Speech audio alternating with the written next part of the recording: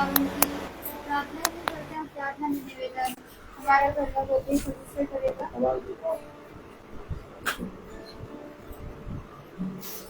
इस वक्त हम आपको धन्यवाद देते हैं इस पूरे दिन के लिए आज आपने हम लोगों को दिया इस वक्त मैं आपसे प्रार्थना करती हूँ जब लोग भी फेसबुक के माध्यम से आपको वचन सुनते हैं उन सबके घर प्रति अपना आशीष का हाथ बना के रखिएगा। उसके में उनके घरानों को होने ना पाए इस वक्त मैं आपसे प्रार्थना कर रही हूँ कि जितने लोग भी आपके वचन को फेसबुक के माध्यम से सुनते हैं उन सबके घर पे भी अपना आशीष का बाढ़ बांध के रखिएगा। और जिस वक्त जो आज आपका वचन हो वो सब आपके नाम में अपेक्षा से होने वाला बनता है। इस वक्त मैं आपसे प्रार्थना करती हूँ ना जाने में हमने आपकी विरुद्ध जितने भी पाप किए उन सब पापों से हमें क्षमा करिएगा कि फिर दोबारा हम उन पापों को करने वाले ना बन पाएंगे। इस वक्त मैं आपसे प्रार्थना करती हूँ कि ये आपने हम सबको दिन भर में इतना अच्छे से संभाल के रखा। इस प्रार्थना को सुनिए और आमीन। Praise the Lord. तो आइए हम सब खुदावन की स्तुति आराधना में चलते हैं और गीत है आराधना हो आराधना।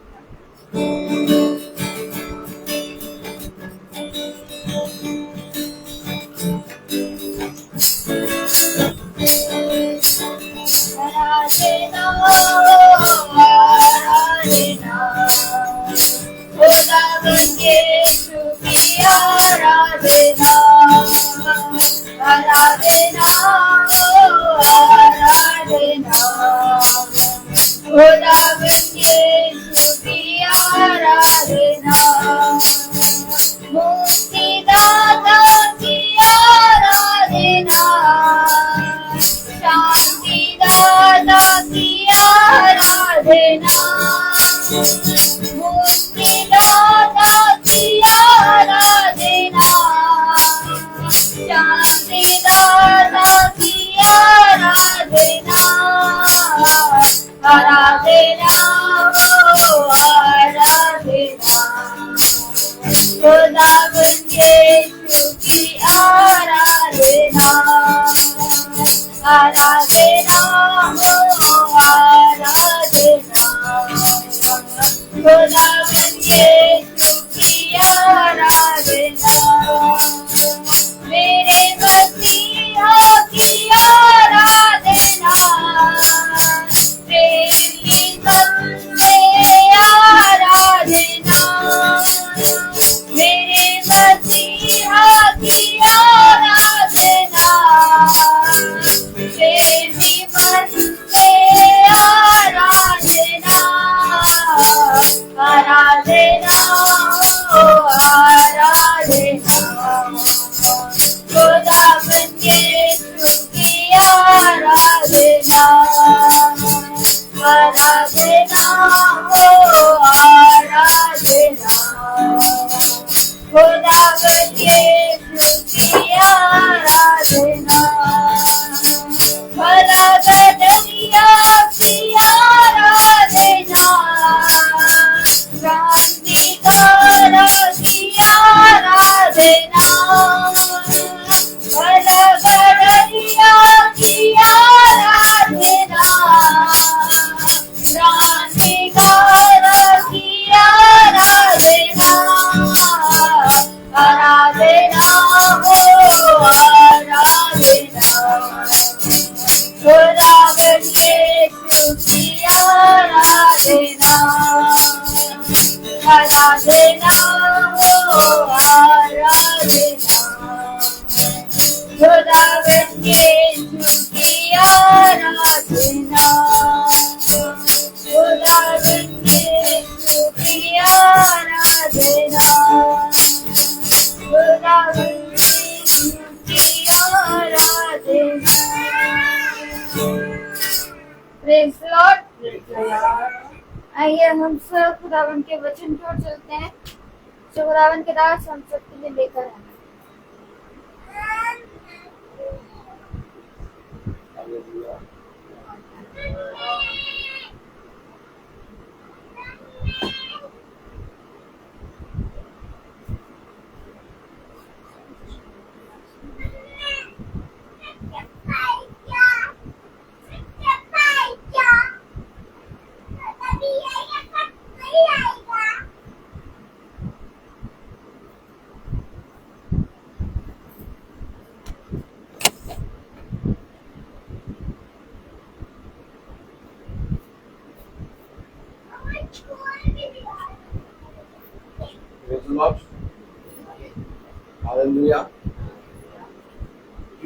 उत्तम बात कि पिता ने हम सब भाई बहनों को एक बार फिर से ये दिन ये समय दिया।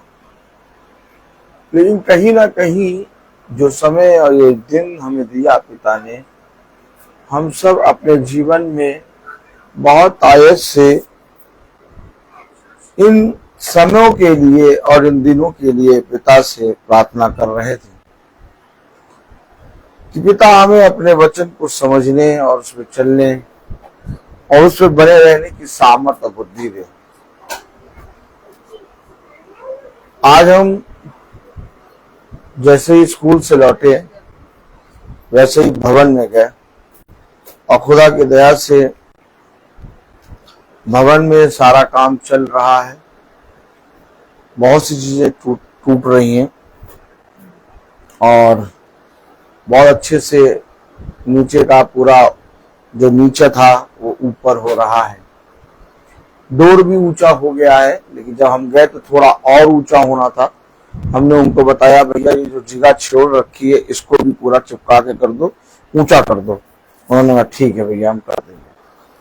तो हमारा जाना एक तरह से लाभ का कारण हुआ और पाइप भी थोड़ा एक और ऊंचा और होने को हमने उनसे कह दिया है और वो कल करेंगे। और खुदा की दया से भवन में पानी नहीं भरेगा क्योंकि पाइपलाइन अब वहां से बंद हो गई है।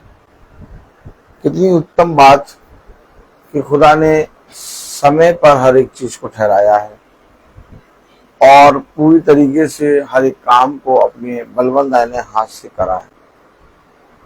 इसलिए बहुत जरूरी है कि हम अपने जीवन भर समय समय पर पिता के वचन में बढ़ते जाएं। भाई ने भी जो भवन का काम कर रहे हैं, उनकी बेटी को वहां डॉक्टर के पास दिखाया था और आज खुदा की दया से उसने इंसुलिन नहीं लगाई और आज उसका डायबिटीज नॉर्मल आई है और दवाई से ही पूरी तरीके से उसे आराम मिल गया है। ये सारी बातें खुदा की ओर से हैं और खुदा की ओर से भाई ने भी कहा जो कॉन्ट्रैक्टर है कि भाई आप चिंता ना करिए, सारे काम बढ़िया से होंगे। हमने कहा ब्रदर हम चिंता नहीं करते, हम खुदा पे विश्वास करते हैं। भाई को खुदा बुद्धि समझ दे, बहुत अच्छे से काम चल रहा है। कितनी उत्तम बात कि हम देखते हैं कि हमारे मांगने हमारे सोचने से पहले पिता उन सारी चीजों को अपने बलवंत दाहिने हाथ से पूरा करता है। मैं जब भवन से लौट रहा था तो मैं रबिका से कह रहा था कि देखो खुदा ने कैसे रास्ता तैयार किया और कितने अच्छे से भवन का ये काम पूरा हो रहा है। अगर हम उसको अपने आप कराते भी तो भी वैसा नहीं करा पाते जैसा वो भाई कर रहे हैं। Praise the Lord. ये सारी बातें भलाई उत्पन्न करती हैं और खुदा की ओर से हमारे लिए उत्तम है। हर एक चीज में पिता के वचन पर विश्वास करो। वो पिता जो स्वर्ग से पृथ्वी करके हर एक चीज को निहारता है, वो समय पर हर काम पूरा करना जानता है। और कितनी उत्तम बात, वो बच्ची जिसका इंसुलिन लगता है वो भी आई थी भवन और देख रही थी। और सच में कितना उत्तम बात है पिता की कि पिता सारे कामों को अपने समय पे पूरा करता है। हम एक कोरस गाएंगे। Praise the Lord. Hallelujah. Ravika ji का कष्ट नहीं कर रही हैं, लेकिन मैं चाहूंगा कि वो उठें और कष्ट प्रभु में है, आनंदित मन से उठें। Praise the Lord. और हम एक कोरस गाएंगे। रविका जी कौन सा कोरस गाएंगी? हैं? कौन सा कोरस गाएंगे रविका जी? हालेलुया।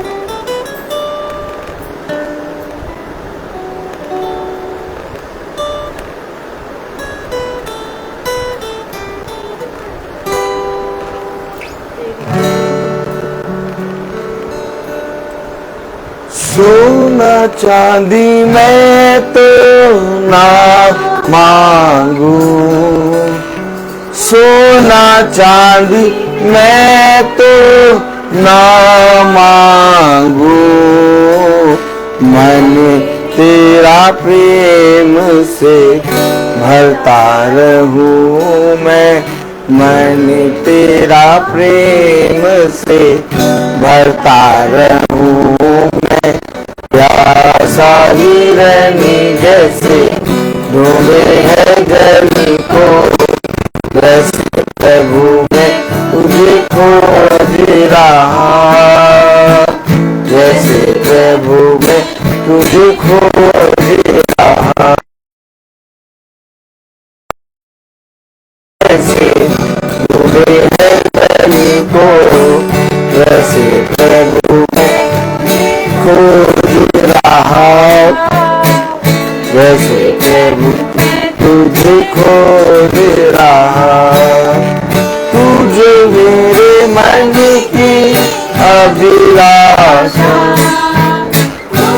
तेरे मन की अभिलाषा, तेरा प्रेम से मैं, मन तेरा प्रेम से भरता रहूं मैं।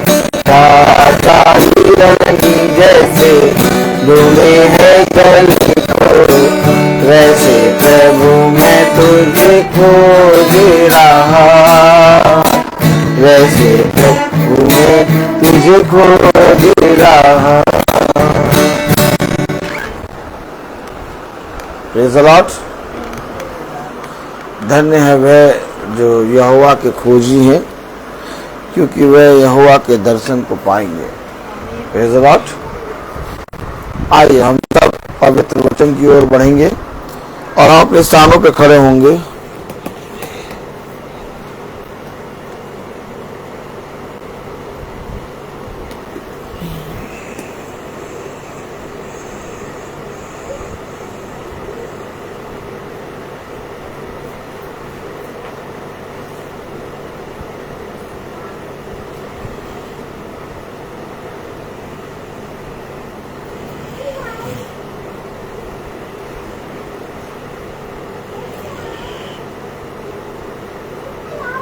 व्यवस्था विवरण उसका 5वां अध्याय।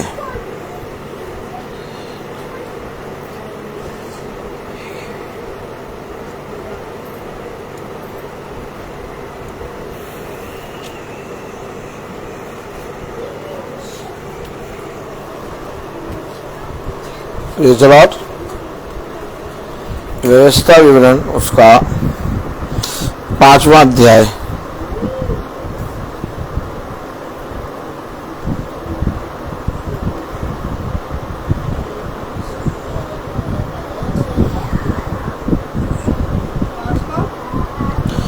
पाँच का 23।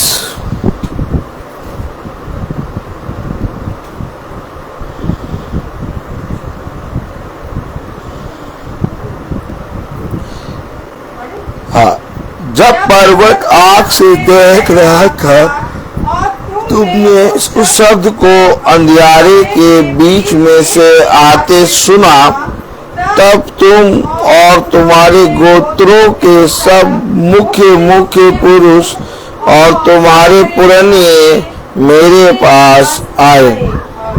खुदावन का वचन जो कि पवित्र है, इस पवित्र वचन को खुदा हम निकम्मों को समझने और उस पर चलने की सामर्थ प्रदान करे।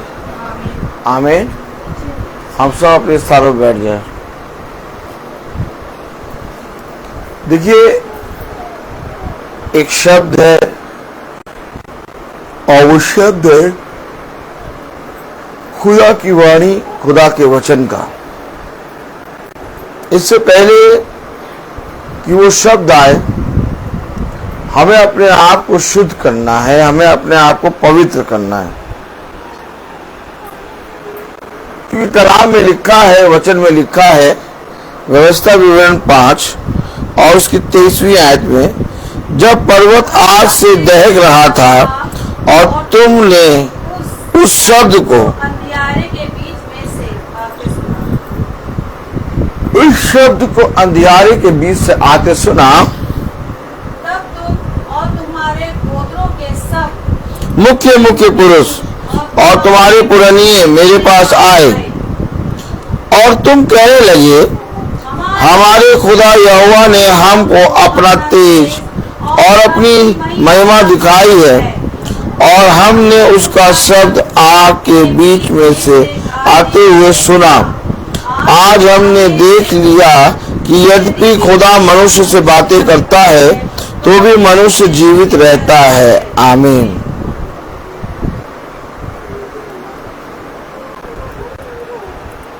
अगर आपसे खुदा का वचन बातें करता है और अगर खुदा आग का वचन आपके समीप आता है तो ये मेरे और आपके लिए एक बहुत बड़ा जीवित रहने का कारण है। लेकिन अगर मेरे पास पिता का वचन नहीं आता और अगर मेरे पास खुदा का ठहराया हुआ वचन जो अभिषिक्तों के द्वारा कहा गया उस पर मैं कान नहीं लगाता और उसकी नहीं सुनता तो मुझ पर हाय। लेकिन जब मनुष्यों के बीच में खुदा का वचन आया तो वे डर गए। कलाम में लिखा है, वचन में लिखा है, प्रेज़ द लॉर्ड, 25वीं आयत, अब हम क्यों मर जाएं? क्योंकि ऐसी बड़ी आग से हम भस्म हो जाएंगे। और यदि हम अपने खुदा यहोवा का शब्द फिर सुने तब तो मर ही जाएंगे। क्योंकि ऐसी वाणी, ऐसा पवित्र शब्द जिसको हर एक मनुष्य नहीं सुन सकता। देखा आपने, उस समय वह जब उन्होंने खुदा के वचन को सुना जो उस सीने पर्वत पर उतरा, प्रेज़ द लॉर्ड, और जब उस पर्वत पर उतरा, हालेलुया, तो पर्वत आग से दहक रहा था। हालेलुया। यही वो पर्वत उस शब्द को, उस वाणी को, उस प्रभु की प्रेजेंस को अपने ऊपर जब उतरा तो समा नहीं पा रहा था, थरथरा रहा था, आग से दहक रहा था। हमेशा एक बात याद रखिए, कलाम जब पढ़ते हैं, वचन जब आप पढ़ते हैं तो बहुत सी बातों के विषय में कलाम हमें सिखाता है। एक बहुत बड़े विशाल पर्वत, हालेलुया, बहुत बड़े विशाल पर्वत की दशा कैसी हो रही थी, कलाम में लिखा है, हालेलुया, 22वीं आयत में, यही वचन यहोवा ने उस पर्वत पर आग और बादल और घोर अंधकार के बीच में से तुम्हारी सारी मंडली से पुकार कर कहा और इससे अधिक और क्यों न कहा। और उन्हें उसने पत्थर की 2 पट्टियों पर लिखकर मुझे दे दिया। जब पर्वत आग से दहक रहा था, क्या? जब पर्वत आग से दहक रहा था और तुमने उस शब्द को अंधियारे के बीच में से आते सुना। अब आप सोचिए कितना पवित्र और कितना सामर्थ्य खुदा है कि उसकी प्रेजेंस को पर्वत, बहुत चट्टान से भी ज्यादा मजबूत पर्वत, उसकी प्रेजेंस, हालेलुया। मनुष्य ने क्या कहा, पढ़िए जरा 25वीं आयत, अब हम क्यों मर जाएं? क्या? अब हम क्यों मर जाएं? क्यों? क्योंकि मेरे प्यारे भाई बहनों, हमारे और आपके बीच में कहा वो आज भी उतना ही पवित्र है और ये जरूरी है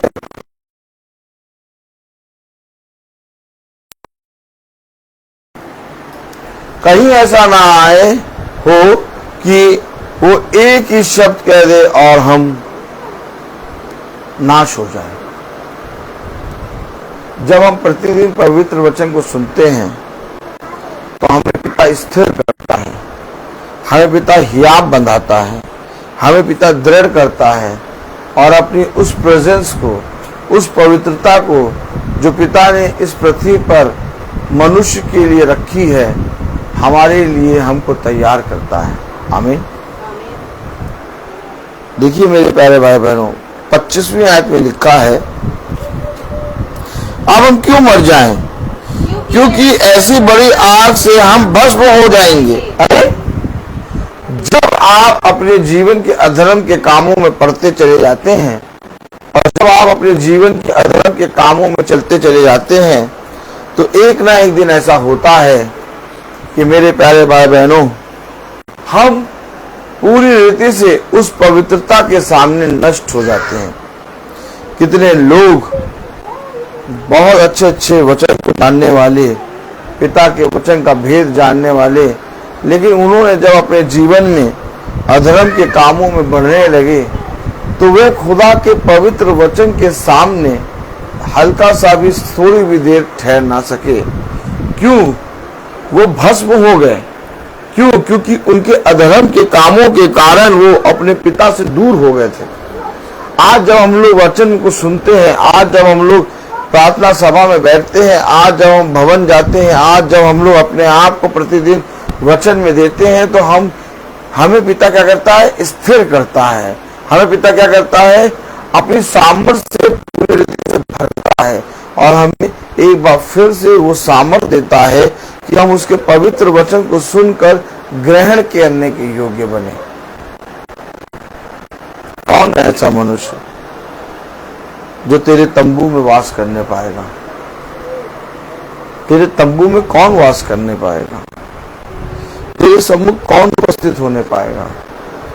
मनुष्य ने कहा 25वीं आयत में, अब हम क्यों मर जाएं? अब हम क्यों मर जाएं? क्योंकि ऐसी बड़ी आग से हम भस्म हो जाएंगे। क्योंकि ऐसी बड़ी आग से हम भस्म हो जाएंगे। भस्म हो जाएंगे। और यदि हम अपने खुदा यहोवा का शब्द फिर सुने, और यदि हम अपने खुदा यहोवा का शब्द फिर सुने, तब तो मर ही जाएंगे। तब तो मर ही जाएंगे। हमारे अंदर सामर्थ्य नहीं रहेगी, हम पिता के वचन को नहीं सुन पाएंगे।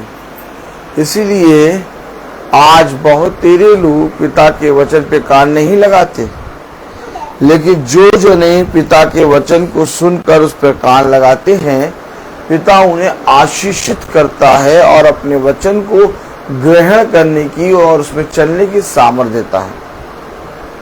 हो सकता है कि जब हम पिता के वचन से दूर हो या पिता के वचन से कुछ सुनना या पढ़ना बंद कर दें, तो हमारे जीवन में कुछ समय के लिए बहुत कुछ अच्छा हो जाए, लेकिन उसके बाद एक बहुत बड़ा अंधकार, एक बहुत बड़ा घोर अंधकार हमारे और उन मनुष्यों के बीच में आ जाएगा जिसको कोई मनुष्य पार नहीं कर सकता।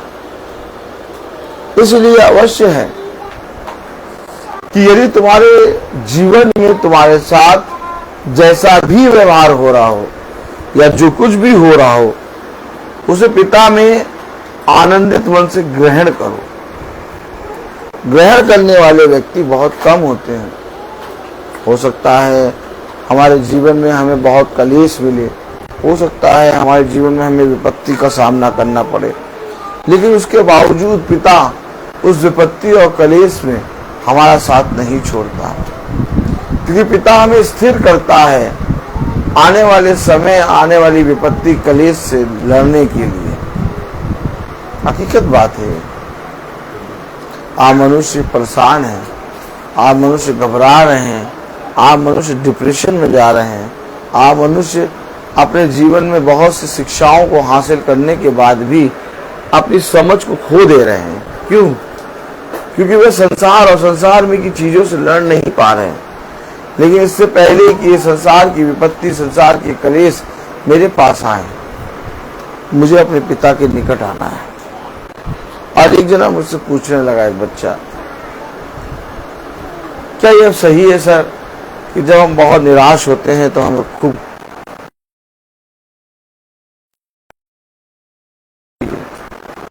या जब हम बहुत तेज गुस्सा होते हैं तो हम थोड़ी देर के लिए रो लें? मैंने उससे कहा गुस्सा क्यों हो गए?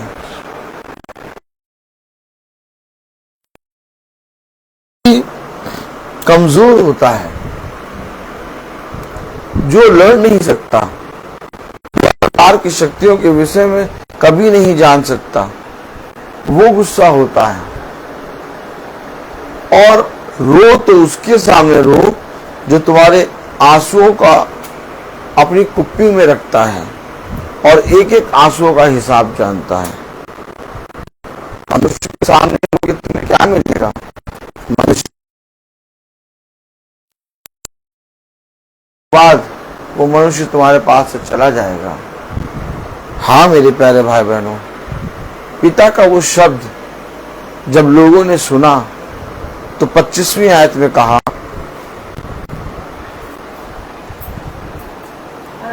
अब हम क्यों मर जाएं? अब हम क्यों मर जाएं? क्योंकि ऐसी बड़ी आग से हम भस्म हुए जाएंगे। क्योंकि ऐसी बड़ी आग से हम भस्म हो जाएंगे। इतने प्रकाशन से, इतनी सामर्थ्य से हम भस्म हो जाएंगे। आज लोगों के अंदर पिता के वचन को ग्रहण करने की सामर्थ्य नहीं है। और जबकि पिता ने साफ कहा कि आग ऊपर से गिराई जाएगी और हर एक रद्दा जांचा जाएगा, जो जल जाएगा, जो फूस हो जाएगा, जो नाश हो जाएगा, वो आग की झील में डाला जाएगा। परंतु जो बना रहेगा वो सर्वदा बना रहेगा। मेरे प्यारे भाई बहनों, आप क्या चाहते हैं? आप नाश होना चाहते हैं कि आप सर्वदा बने रहना चाहते हैं? अगर आप सर्वदा बना रहना चाहते हैं तो ये अवश्य है कि आप पिता के वचन को, जो पिता ने आपको और मुझको दिया, उसे प्रतिदिन उसके साथ संगति करें। क्योंकि जब पिता की सामर्थ, पिता का आत्मा, पिता का वचन आपको स्थिर करता, आपको मजबूत करता है, तो आप उस आग में भस्म नहीं होते, बल्कि आप उस आग से मिलकर, उस आग में होकर आनंद मनाते हैं। जिस तरह से सदरक मसीह अबेदनगो, उन्होंने अपने आप को पिता की आत्मा में तैयार किया और जब राजा ने धधकती हुई भट्टी में उन्हें डाला तो उस आग में वो टहल रहे थे, उस आग में वो आनंद मना रहे थे। क्यों? क्योंकि वो आग जो लोगों के लिए भस्म करने के लिए है, वही आग तुम्हारे लिए आनंद में बदल जाएगी। हाँ, तुमने जो मेरे वचन में समय दिया, तुमने जो मेरे वचन को सुना, तुमने जो इस पृथ्वी पर रहते हुए मेरे वचन पे कान लगाया, तुम जो लोगों के कहने के अनुसार नहीं बल्कि मेरे वचन के अनुसार चलने में चौकसी करते रहे, मैं तुम्हारे साथ सदा बना रहूंगा और मैं तुम्हारे बीच से सारे लोगों को दूर करूंगा। मैं तुम्हारे अंदर से अंधकार को दूर करूंगा, जैसा कि कलाम में लिखा है, वचन में लिखा है 26वीं आयत में, क्योंकि सारे प्राणियों में से कौन ऐसा है जो हमारे समान जीवित और अग्नि के बीच में से बोलते हुए खुदा का शब्द सुनकर जीवित बचा रहे? साफ, कौन ऐसा है? कोई है ऐसा जो हमारे समान खुदा की उस अग्नि में बोलते हुए और खुदा के वचन को सुनकर जीवित बना रहे? देखा, तमाम किस्म की बातों पे आप मनुष्य कान लगा रहा है, लेकिन खुदा के वचन पे कान नहीं लगा रहा। और इससे क्या हो रहा है? इससे ये हो रहा है कि वो जिन चीजों पे कान लगाता और जिन चीजों को अपने वचन में, अपने जीवन में ग्रहण करता है, वही उसको नाश करते हैं। और ध्यान से देखिए क्या कहा जा रहा है वचन में, कलाम में क्या कहा जा रहा है। हाँ, क्योंकि इन सारे प्राणियों में से, सारे प्राणियों में से कौन ऐसा है? देखा, कौन ऐसा है? सब जनों ने अपने अपने अधर्म के कामों में अपने आप को दे दिया। हर एक जना अपने जीवन में बुराई के मार्ग पर चलता ही जा रहा है। किसी ने भी सुधर कर पीछे हटने या फिरने की कोशिश नहीं करी। हर एक मनुष्य अपने जीवन में अंधकार के कामों में बना हुआ है। कौन ऐसा है? सब प्राणियों में से कौन ऐसा है? क्योंकि पिता ने जब दृष्टि करी तो पृथ्वी पर कोई ऐसा ना मिला जो उसके मार्ग पर चले। आज भी ऐसा ही है। मनुष्य अपने अधर्म के कामों में फंसा हुआ है। अपने जीवन में वो कभी भी निकलना ही नहीं चाहता। अपने जीवन में अंधकार के कामों से वो कभी दूर नहीं होना चाहता। क्यों? क्योंकि मनुष्य ने अपने जीवन भर ऐसे ऐसे कामों को किया है जो पिता की दृष्टि में कभी बने ना रह सकते। इसीलिए मेरे प्यारे भाइयों, जब हम मीटिंग को सुनते हैं, जब हम वचन के निकट आते हैं, जब हम भवन जाते हैं, जब हम गवाही देते हैं, जब हम स्तुति महिमा के गीत गाते हैं, जब हम पिता के वचन में अपने आप को लाकर बैठाते हैं, अपनी देह को मारते कूटते रहते हैं और पिता के वचन में बैठते हैं, तब मेरे प्यारे भाई बहनों हम पिता की ओर से बहुत बड़ा फल प्राप्त करते हैं। आज आपने देखा एक काली घटा आ गई थी। तालियां नहीं बजेगी। आपने देखा होगा एक काली घटा थी, मतलब दिन में एकदम अंधेरा हो गया और पानी धीरे धीरे बरस रहा था। इतनी तेज नहीं, हल्का हल्का बरस रहा था और तेज भी बरस रहा होगा कहीं। लेकिन आपको मालूम है कि इससे भी घोर अंधेरा जब मैं कानपुर जा रहा था तब था और पानी बहुत तेज था। देखिए एक बात समझिए, आप बादल को देखेंगे, आप पानी को देखेंगे तो खुदा के वचन को कभी भी अपने जीवन में ग्रहण नहीं कर पाएंगे। आज मीटिंग यहाँ हो रही है घर में, आप में से हर एक से मैं ये बात बोल रहा हूँ। ये बताइए अगर मीटिंग बाहर होती आज और ऐसी काली घटा होती है, पानी बरस रहा होता, तो क्या ब्रदर रोहित मीटिंग करने नहीं जाते?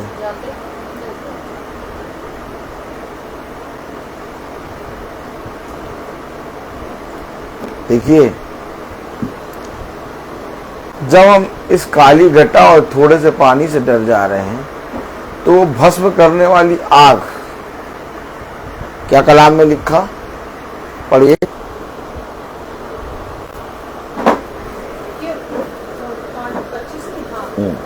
अब हम क्यों मर जाएं? नहीं 26, क्योंकि सारे प्राणियों में से कौन ऐसा है? कौन है सारे प्राणियों में से कौन ऐसा? रोज वचन सुनते हैं, रोज स्तुति में गीत गाते हैं, रोज गवाही देते हैं। आप लोग ऐसा नहीं कि जब पानी बरसता तो भवन नहीं आते, आते हैं, आप लोग भी आते हैं। लेकिन हमेशा याद रखिए कि कुछ चीजें ऐसी हैं जो हमारे सामने पिता रखता है और जब पिता उनको रखता है तो उसी समय ये समझने की बात होती है कि आखिर ऐसा क्यों रखा गया। पिता चाहता है कि तुम इस घोर अंधियारे को और इस पानी को ना देखो, मेरे वचन में खिंचते चले आओ। लेकिन एक बड़ा प्रतिफल जो हमें पिता की ओर से मिलने वाला था, आज हमारे किसी भाई बहन को नहीं मिला। मीटिंग शुरू होने से पहले रूथ कह रही कोई भी नहीं आया। आपको मालूम कलाम में लिखा है 26वीं आयत में,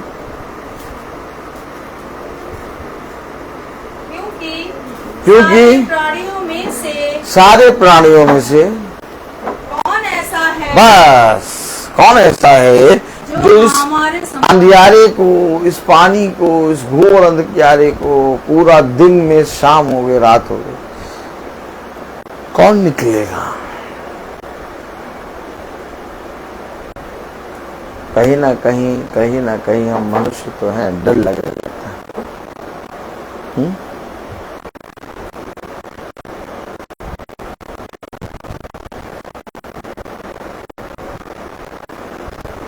वचन को समझना पड़ेगा।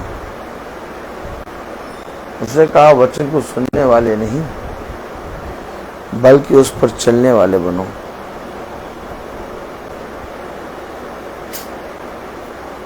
क्या करेंगे आप?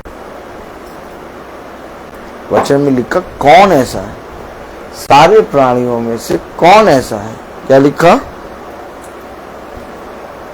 क्योंकि सारे प्राणियों में से क्योंकि सारे प्राणियों में से कौन ऐसा है जो हमारे समान जीवित और अग्नि के बीच में से देखा, होते हुए अग्नि के बीच में से हमारे समान। हम सब प्राणियों में से कौन ऐसा है जो अग्नि के बीच में से होते हुए, देखा, बीच में बोलते हुए, अग्नि के बीच में से बोलते हुए खुदा का शब्द सुनकर जीवित बचा रहे। खुदा का शब्द सुनकर जीवित बचा रहे। इससे पहले कि अग्नि में खुदा का शब्द आए, वचन आए और उसे सुनकर हमें जीवित रहें, हमें इस अंधियारे को, इस पानी को, इस तूफान के बीच से निकलना होगा। अब हम इसी को ना पार कर सकें, जब हम इसी को नहीं पार कर सकेंगे तो हम कैसे उस अग्नि के बीच से निकले हुए शब्द को सुन पाएंगे?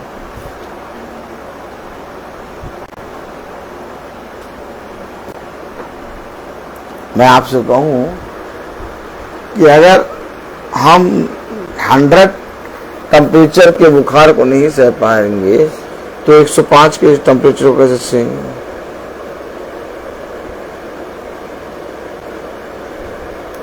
अग्नि के बीच से होते हुए शब्द को हम कैसे सुन पाएंगे जब हम अंधियारे और पानी के बीच से नहीं निकल पा रहे?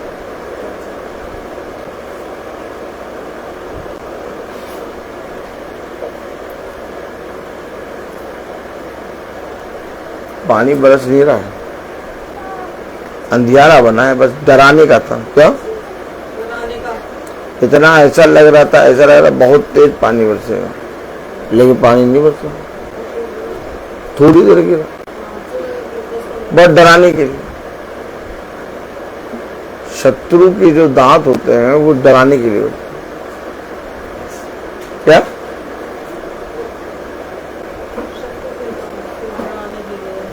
जो डर जाता है वो हार जाता है, और जो नहीं डरता वो जीत जाता है।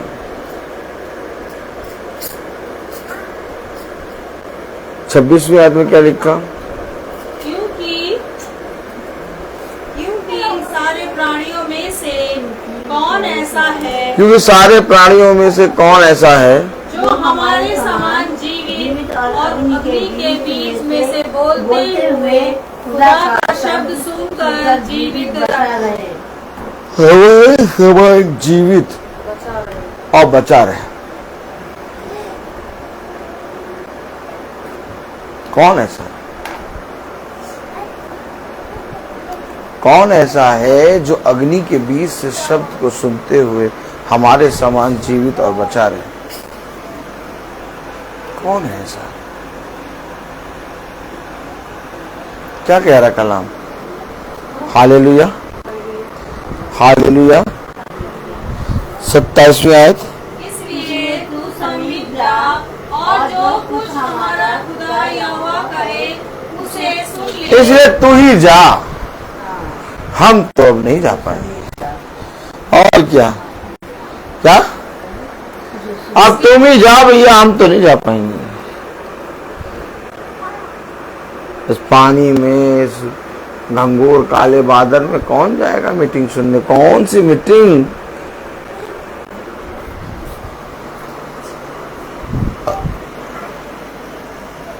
कैसी मीटिंग?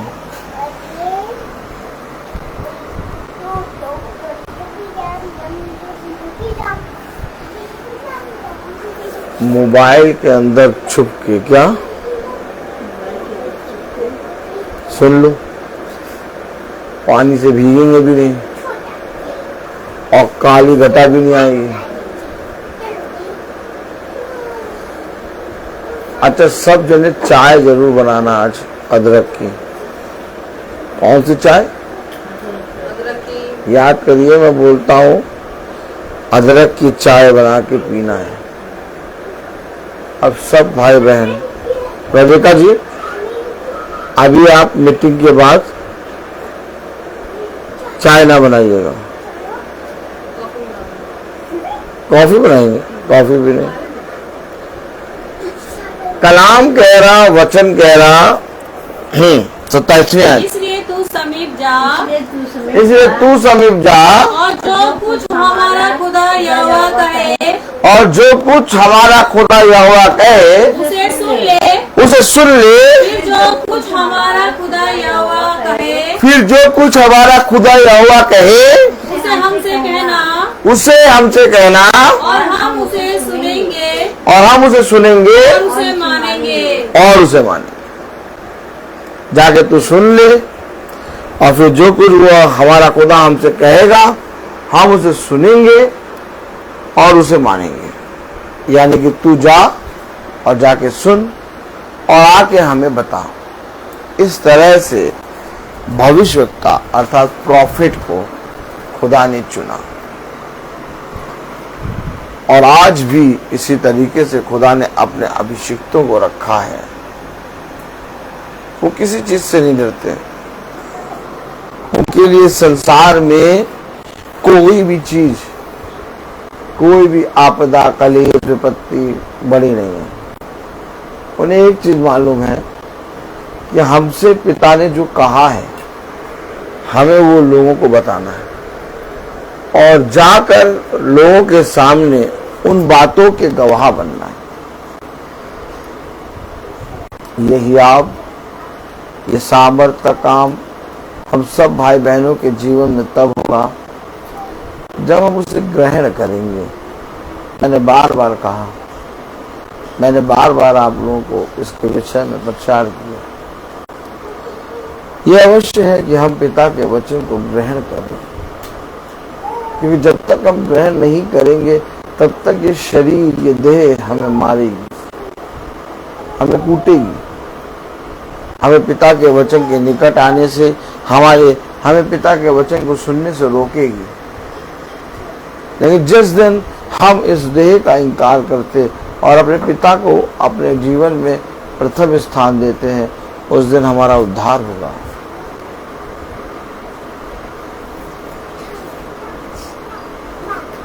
सोचिए, उस गांव में जब बहुत भारी तूफान आ रहा था और नाव डूबे जा रही थी और वे नाश हुए जा रहे थे, वे डर गए, वे घबरा गए और कहने लगे हम तो नाश हुए जाते हैं, हम तो नाश हो जाते हैं। और प्रभु गुरुवर आप सो रहे हैं? नहीं।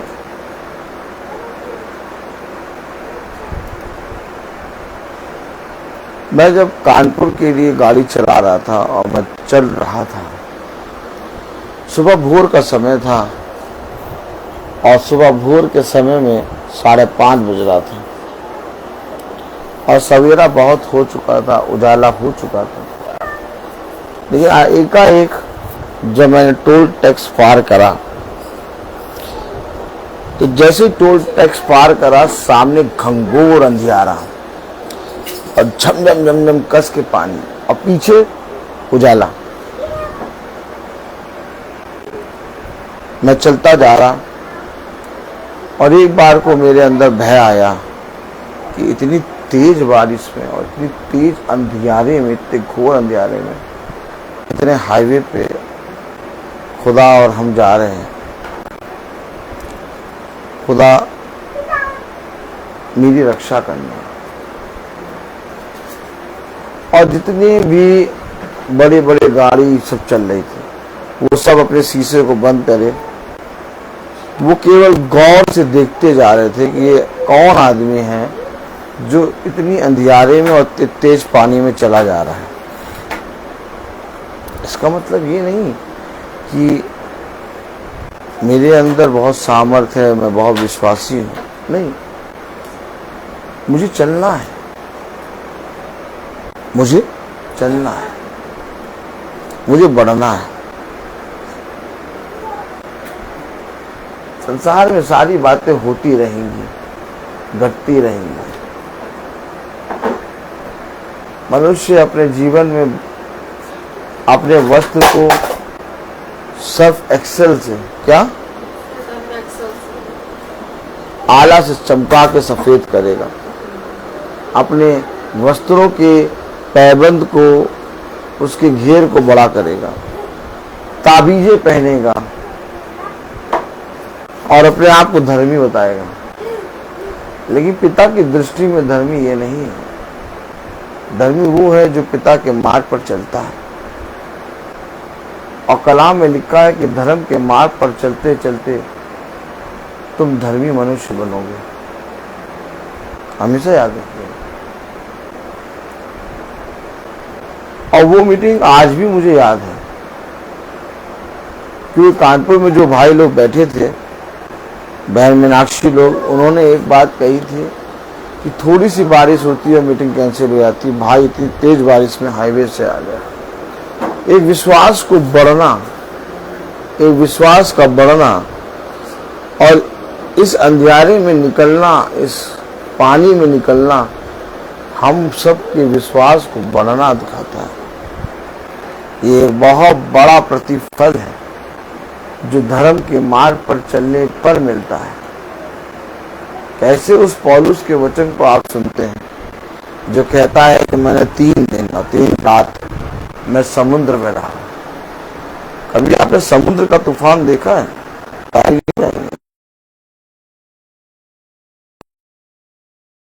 जिनके विषय में कहा जाता है कि इनके सामने कोई टिक नहीं सकता। समुद्र के तूफान के सामने वो खिलौने माचिस की डिबिया की तरह होते हैं। हमारा भाई पौलुस इसी तूफान के जिक्र में इसी बात की जिक्र करता है कि यदि कोई मुझसे अधिक यीशु मसीह से प्रेम करता है तो मेरे सामने आए।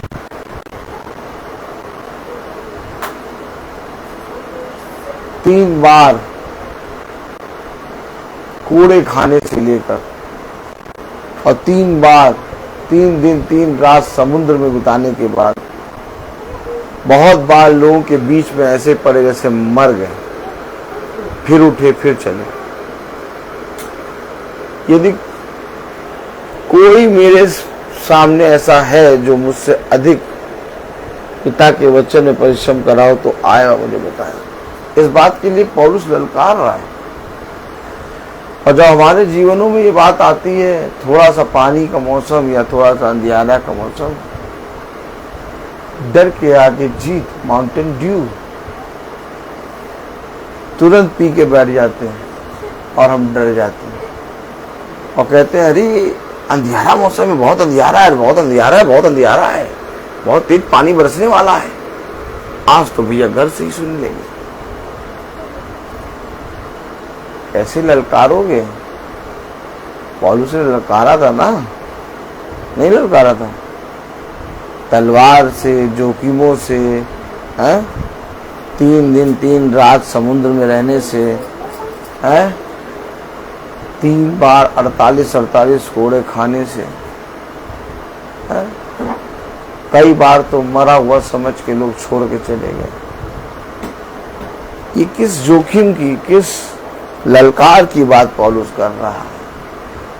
और जब हमारे पास मीटिंग का जैसे ही समय होता है वैसे ही ये बादल घोर आता है, ताकि तुम्हें भी एक पौलुस का वो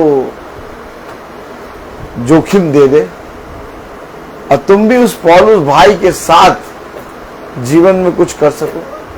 तो हम लोग जोखिम को देख के क्या करते हैं? अरे भैया ओ क्या जोखिम तो बहुत बड़ा है, घर ही में रहेंगे, घर पे सुन लेंगे।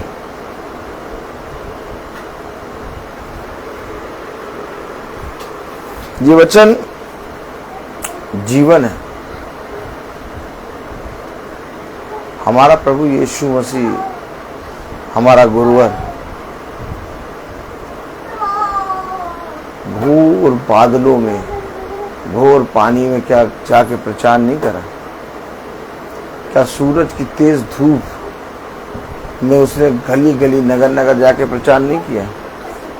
तब तो गाड़ी भी नहीं थी, साइकिल भी नहीं थी, एक नगर से जाने के लिए दूसरे नगर में जाने के लिए नदी थी, और उस नदी को पार करने के लिए नाव चलाना पड़ता था, चाबुक चलाना पड़ता था। नगर नगर जाने के लिए पैदल चलना पड़ता था, पर्वतों पे चढ़ना पड़ता था। ऐसा परिश्रम करा कुरुवन ने। आज हमारे पास सब कुछ है, लेकिन आज हमारा परिश्रम कहाँ है? कहाँ है तुम्हारा विश्वास? कहाँ है तुम्हारा धीरज? कहाँ है तुम्हारा प्रेम? मैंने थोड़ा सा तुम्हें छुआ और तुम डर गए। तुम आग के बीच में से उस शब्द को कैसे सुनोगे? कैसे अपने पिता के सम्मुख उपस्थित होगे? वो तो बहुत बड़ी गर्जन के साथ आता है,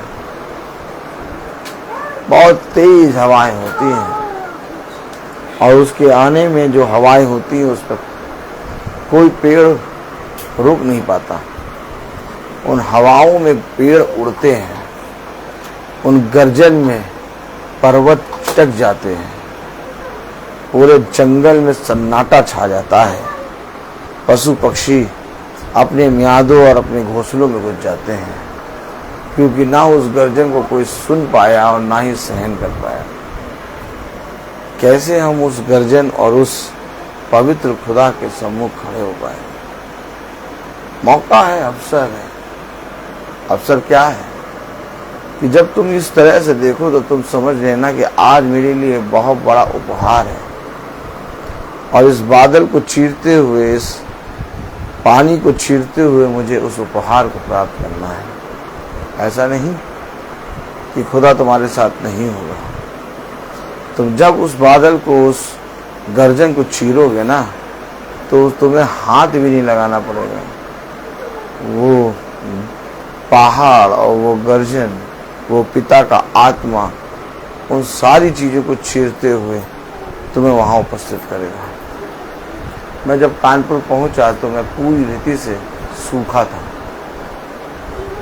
पानी बहुत तेज था, पानी सड़कों में भरा था, पेड़ टूटे थे, गाड़ी पेड़ पानी में डूबी चल रही थी। लेकिन जब मैं वहां पहुंचा, कम से कम कुछ नहीं तो मैं 1 घंटा पानी में गाड़ी चलाया, और घोर पानी में, घंघोर पानी में। लेकिन जब मैं वहां पहुंचा तो मेरे सर में एक बूंद पानी की नहीं, मेरे कपड़े पूरे सूखे। मैं पूरी रीति से, पूरी तरीके से एकदम पिता की आत्मा में वहां उपस्थित था। ये कौन है जो हमें चलाता है? ये कौन है जो हमें स्थिर करता है? ये कौन है जो हमें उठाता है? ये कौन है जो हमें एक बार फिर से कहता है मत डर, मैं तेरे साथ। जिस तरह से सदरक मसीह अबेदनगो जब आग की भट्टी में गए तो उनको एक भी आग की आंच, उनके एक भी रुएं को, उनकी खाल को जला ना पाई। वैसे ही खुदा ने मेरे लिए भी रखा कि देख बहुत घंघोर बादल है, पानी बहुत तेज है, लेकिन तुझे एक भी बूंद पानी की लगेगी नहीं। ये है हमारा खुदा। विश्वास करो, जब भी देखो, और अक्सर ये कभी कभी ऐसा होता है, मीटिंग के समय ही होता है, और जब ऐसा हो तो तुम समझो कि मेरे लिए वो एक उपहार, एक बहुत बड़ी जीत रखी हुई है, और मुझे उसको पार करके जरूर से जरूर जाना है। डरना नहीं, चिंता ना करना। समुद्र को फाड़ने की सामर्थ्य है उसके पास। हालेलुया। मैं बच्चों से कहता हूँ, बेटा मैं समुद्र को फाड़ना है। मुझे गिलास के अंदर के जल को नहीं फाड़ना है, मुझे समुद्र फाड़ना है। और अगर उस दिन समुद्र फटा और रास्ता निकला तो आज भी जरूर समुद्र फटेगा और रास्ता निकलेगा। रास्ता तो है, परंतु उस पर चलने वाला विश्वास चाहिए। मैं बोलता हर चीज का एक। तो मैं निवेदन करूंगा अपनी सहायक से। सहायक ने आज मोमोज बनाए थे और बहुत अच्छे बनाए, और 5 मोमोज बचे, 6 बचे। तो मैंने सहायक से कहा था कि देखो मीटिंग आज घर में है और जितने लोग आएंगे उनको दे देना। तो सहायक ने कहा कि कम पड़ जाएंगे, नहीं चाहिए है, अभी नहीं, हमने थोड़े से बनाए, अभी नहीं देंगे, अब की बार ज्यादा बनाएंगे तब देंगे। देखो हमेशा याद रखना, मोमोज जो है वो मोमोज नहीं बल्कि प्रेम है। हमेशा जो भी चीज हो, चाहे थोड़ी हो चाहे ज्यादा, सबके लिए रखो, ये प्रेम है। लेकिन मोमोज बहुत अच्छे बनाए थे। अब आप लोग भी एक दिन चखेंगे जरूर।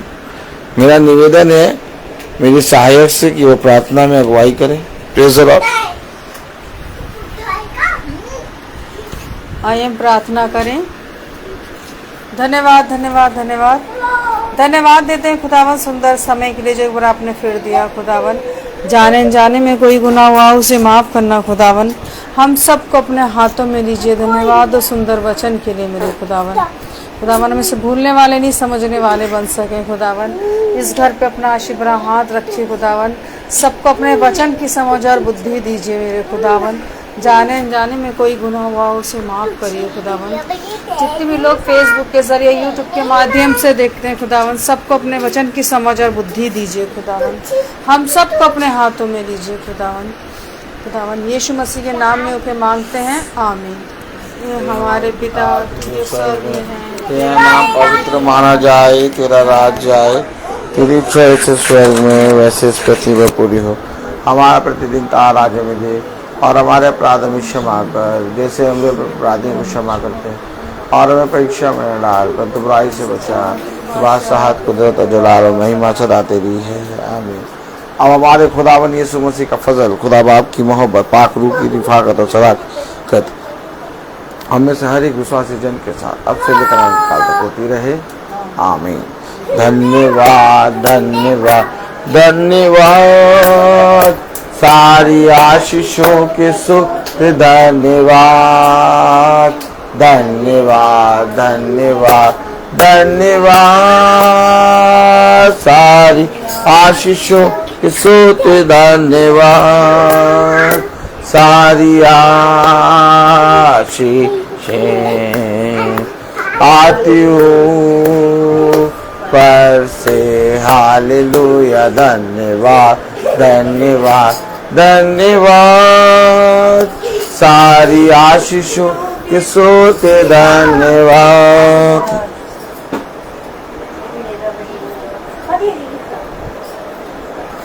सब भाई बहनों को प्रेज़ द लॉर्ड। सूचित किया जाता है कि कल की प्रार्थना बहन प्रिया के यहाँ शाम को 5 बजे होगी। कल की प्रार्थना बहन प्रिया के यहाँ शाम को 5 बजे होगी। सब भाई बहनों को प्रेज़ द लॉर्ड।